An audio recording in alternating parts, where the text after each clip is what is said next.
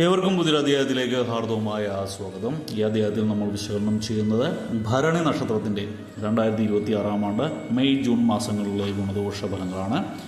ഒരു കാര്യം ഞാൻ ആദ്യമായി പറഞ്ഞോട്ടെ, ഇത് പൊതുവായ ഫലമാണ് നമ്മളിവിടെ വിശകലനം ചെയ്യുന്നത്. നിങ്ങൾക്ക് ഓരോരുത്തർക്കും വ്യക്തിഗത ഫലം ലഭിക്കുന്നതിനായിട്ട് നിങ്ങളുടെ ജാതകം ഒരു ജ്യോതിഷിയെ കാണിച്ച് രാശിചിന്തനം നടത്തി മുന്നോട്ട് പോവുക.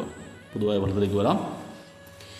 ഈ 2 മാസങ്ങളിലായിട്ട് ഈ ഭരണി നക്ഷത്രക്കാർ നിങ്ങളുടെ സന്താനങ്ങളുടെ കാര്യത്തിലൊക്കെ കുറച്ച് ശ്രദ്ധ അധികമായിട്ട് ചെലുത്തും.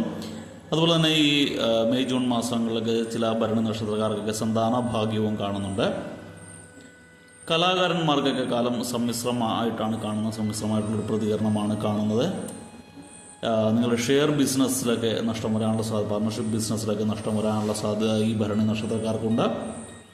ചില ഭരണി നക്ഷത്രക്കാരൊക്കെ വീട് മാറി താമസിക്കേണ്ട അല്ലെങ്കിൽ താമസ സ്ഥലം മാറേണ്ട സാഹചര്യം കാണുന്നു. ജീവിതത്തിൽ നിങ്ങൾ കൂടുതൽ പരീക്ഷണങ്ങളെ നേരിടേണ്ടി വരുന്ന സമയം കൂടിയാണ് ഈ മെയ് ജൂൺ മാസം. നിങ്ങളുടെ ക്ഷിപ്രകോപം പല അനിഷ്ടങ്ങൾക്കും ഇടവരുത്തുന്ന ഒരു സവിശേഷത കൂടിയുണ്ട്. സുഖഭോഗങ്ങൾക്ക് വേണ്ടിയുള്ള ആസക്തി വർദ്ധിച്ചിരിക്കുന്ന സമയമാണ് ഈ ജൂൺ മാസം. എന്നാൽ ആരോഗ്യ പ്രശ്നം മൂലം മനസ്സിൽ ഒരു ചെറിയ അസ്വസ്ഥതയൊക്കെ ഉണ്ടാകും, മനസ്സിന് അനാരോഗ്യം ഉണ്ടാകാനുള്ള സാധ്യതയുണ്ട്.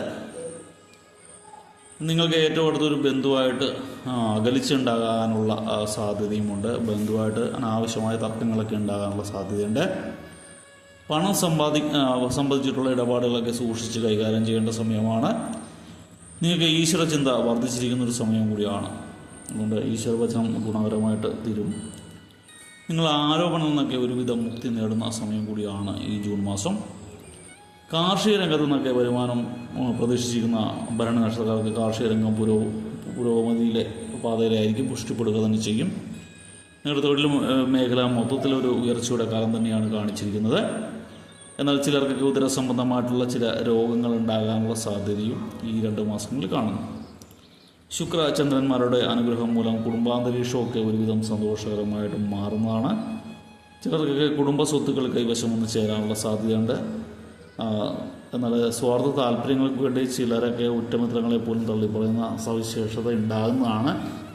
ഇത് ഗുണകരമല്ല. നമ്മുടെ നല്ല സമയത്ത് നമ്മൾ ആരെങ്കിലുമൊക്കെ സഹായിച്ചെങ്കിൽ നമ്മുടെ മോശം സമയത്ത് മറ്റുള്ളവരും അല്ലെങ്കിൽ ഒരു വിധത്തിൽ അല്ലെങ്കിൽ മറ്റൊരു വിധത്തിൽ പ്രകൃതി നമുക്കൊരു ഗുണാനുഭവമായിട്ട് ആരെങ്കിലുമൊക്കെ കൊണ്ട് തരുള്ളൂ. അപ്പോൾ നമുക്ക് നമ്മുടെ സ്വാർത്ഥ താല്പര്യങ്ങൾക്ക് വേണ്ടി മറ്റൊരാളെ വേദനിപ്പിക്കുന്ന ഒരു പ്രവൃത്തിയും ചെയ്യരുത്. അതുപോലെ തന്നെ നിങ്ങളുടെ ഗുണഫലങ്ങളുടെ കാഠിന്യം കൂട്ടുന്നതിനും ദോഷഫലങ്ങളുടെ കാഠിന്യം കുറക്കുന്നതിനുമായിട്ട് വിഘ്നേശ്വര ഭഗവാനെ വെള്ളിയാഴ്ച ദിവസങ്ങളിൽ പ്രീതിപ്പെടുന്നത് നല്ലതാണ്. വിഘ്നേശ്വര സ്തുതികൾ ചൊല്ലുക, കറുകപ്പുല്ല് ഭഗവാൻ നിവേദിക്കുകയൊക്കെ ചെയ്യുന്നത് ഗുണകരമാണ്. നാരങ്ങാമാല 21 നാരങ്ങയിൽ കൊടുത്ത മാല സമർപ്പിക്കുന്നത് നല്ലതാണ്. നാളികേരം സമർപ്പിക്കുന്നത് നല്ലതാണ്. മോദകം വഴിപാടായിട്ട് നടത്താം. എന്തുണ്ടെങ്കിലും കൈ നീട്ടി സ്വീകരിക്കുന്ന ആളാണ് ഭഗവാൻ. ഭഗവാന്റെ ചരണങ്ങളിൽ സമസ്ത അപരാധങ്ങളും പറഞ്ഞ് അഭയം പ്രാപിക്കുക, ബാക്കി ഭഗവാൻ നോക്കിക്കോളും. അതുപോലെ തന്നെ വെള്ളിയാഴ്ചകളിലൊക്കെ ഭദ്രകാളി ദേവീക്ഷേത്രം ദർശിക്കുന്നതും നിങ്ങൾക്ക് ഉത്തരവാണ്. എല്ലാവർക്കും വീഡിയോ ഇഷ്ടപ്പെട്ടു എന്ന് വിചാരിക്കുന്നു. വീഡിയോ ഇഷ്ടപ്പെട്ടാൽ ലൈക്ക് ചെയ്യുക. തുടർന്നുള്ള മാസങ്ങളിൽ ഈ വീഡിയോ കൃത്യമായി ലഭിക്കുന്നതിനായിട്ട് ചാനൽ സബ്സ്ക്രൈബ് ചെയ്തിട്ടില്ലെങ്കിൽ സബ്സ്ക്രൈബ് ചെയ്യുക. ഒരിക്കൽ കൂടി നന്ദി പറഞ്ഞുകൊണ്ട് നിർത്തുന്നു. നന്ദി, നമസ്കാരം.